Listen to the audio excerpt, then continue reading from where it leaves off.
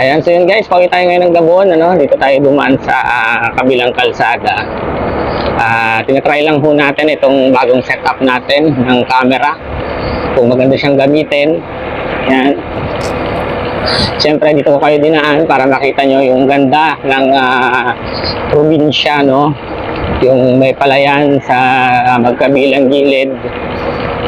At ito pong kalsadang to bagong gawa, no? Pauwi ito sa amin. Pero baka tawag dyan, ngayon nyo lang ho nakita na dito ho ako dumaan, pero madalas kong dumadaan ako rito.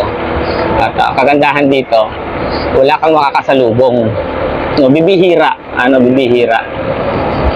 Ganda na rin naman yung kalsada niya, medyo may makitid na konti, pero tos tulad nito biglang lalawak, two-way na siya.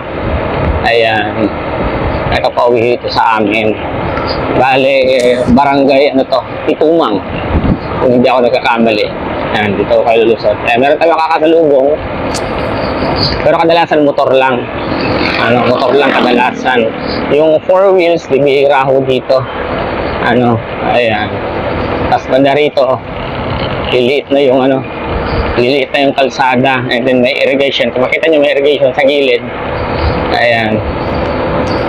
Para ho sa mga pananim yun na palay. So kapag dito ho ako dumadaan, napaka-presko ng hangin. Kapag sa highway kasi, pagka sa highway ho is medyo mainit yung singaw ng hangin. Pagka dito ho, kahit ho sobrang init ng sikat ng araw, yung hangin naman niya, talagang baliwala. Kahit hindi siya mahapdi sa sa balat, hindi tulad dun sa sentro. Sa highway, napakahapdi po sa balat. Ayan, ganda dito. Alam niyo dati lang to, batuhan lang to na rock road, tapos napakakipot lang, halos hindi madaanan. Pero ngayon, eto na, tingnan niyo naman, kalsada na siya. And then pagdating ho dito, kakaliwa tayo, kaliwa, hanggang makarating na ho tayo nito sa bahay. Kaliwa tayo rito. Diyan, tingnan nyo yung kalsada. Napakaganda.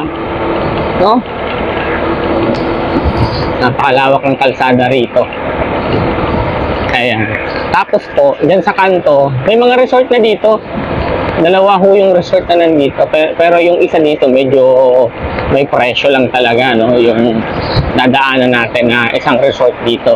Dati yung resort dito, habang naliligo kayo, may papelikula pa sila, may napakalaking screen, tapos may pinapanood kayong mga pelikula.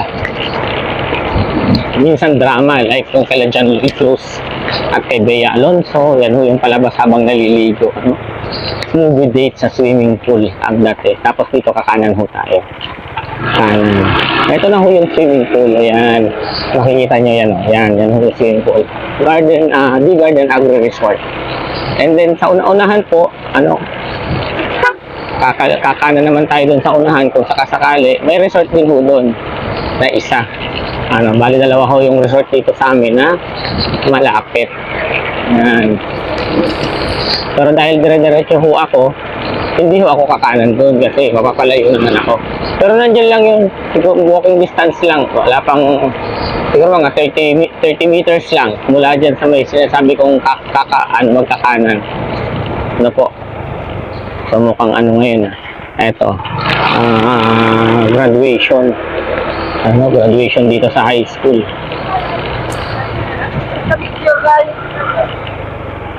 Coming house. Ayan. Graduation ho dito. Ayan, nakita nyo ho yung kakanan. Diyan dapat tayo pupunta.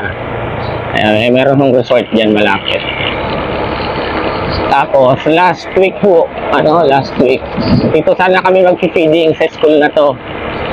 Dito, sa school na to. Problema. Ayan, graduation din pala dito ngayon. Okay.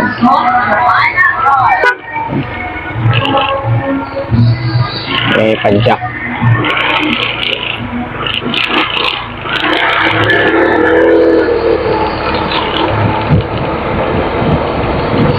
Graduation dun.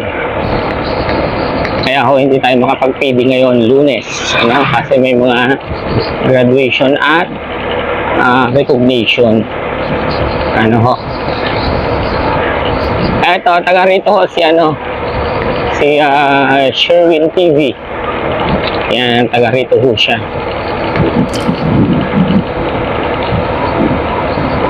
Dito siya nakatira sa barangay na to. Kung makikita nyo, ewan ko kung kita sa camera, may mga bata naliligo dito sa ilalim ng tulay. Dati ganyan kami. Naliligo kami sa ilalim ng tulay sa irrigation. So dito sa una-unahan, meron naman hong rito, tulay pa rin. Pero ilog naman ho yan. Ilog siya. Ilog naman yan. At ito hong ilog na to, meron ho yan irrigation sa ilalim. Para po sa kaalaman ninyo. Di ba may irrigation doon tayong nadaanan?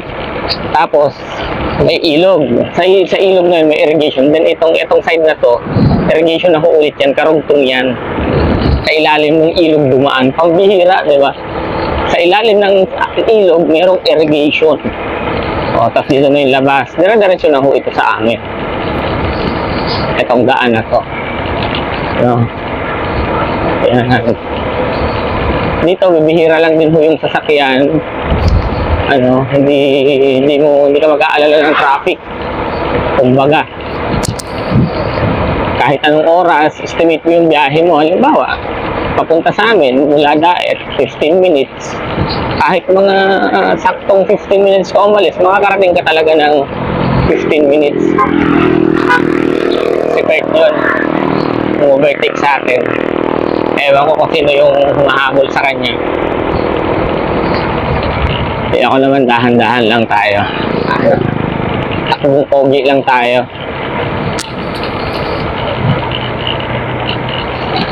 Yan, malapit na sa amin. Malapit-lapit na. Kaya kung pupunta ho kayo sa amin, alam nyo na kung saan kayo dadaan. Mula Daet. Kung gusto nyo maganda yung inyong tanawin, walang traffic, alam nyo na kung saan kayo dadaan. At siguro malinis na rin dito sa kabilang side kasi kaninang nakalive ako, naglilinis sila pero parang nakita ko si classmate, parang mag-uumpisa pa lang ulit sila. Kaya dahan-dahan lang kasi medyo bako-bako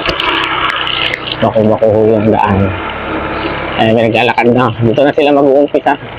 Sa kabilang gilid na siguro sila.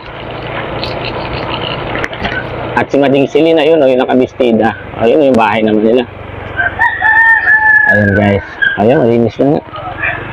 At eto na ho, bahay na namin. Dito na tayo sa bahay. Tarating lang natin. Gilid natin yung motor natin dito sa gilid. Para hindi mainit. So yun guys, pauwi na tayo. Bye-bye.